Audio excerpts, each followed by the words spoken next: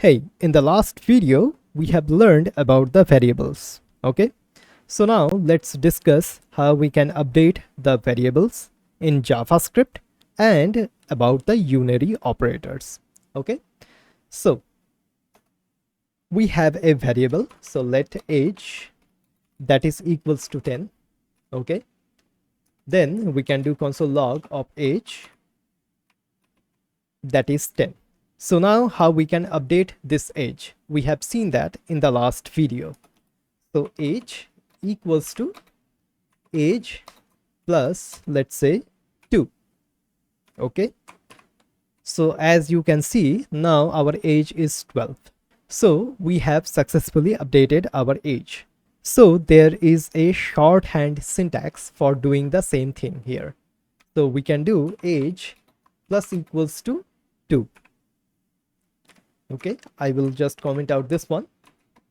So we are still getting 12 here. Okay, so here inside of this one, so these two lines are equivalent. Okay, so we can do plus equals to, we can do minus equals to as well. So I will do something like this. So age minus equals to, let's say, 5.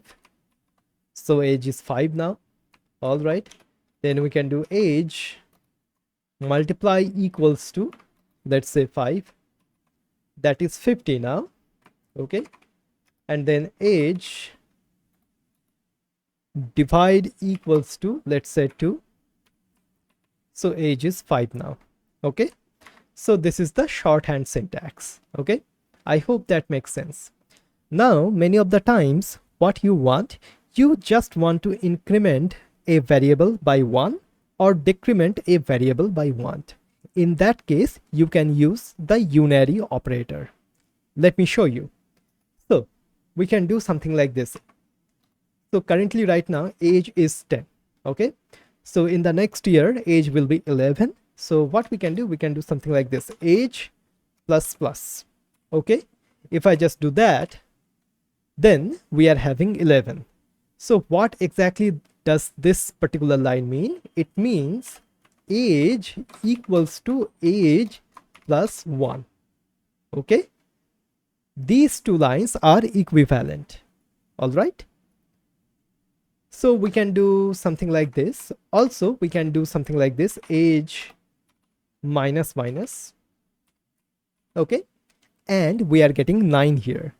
So age is decremented by 1. Okay, so these unary operators are used to increment or decrement a variable by 1. Okay, and we do not have the unary operators for multiplication and division right now. Okay, so yeah, this is the unary operator. All right, so in this video we have learned what exactly is the shorthand syntax for updating a variable, and we have learned about the unary operators inside of JavaScript.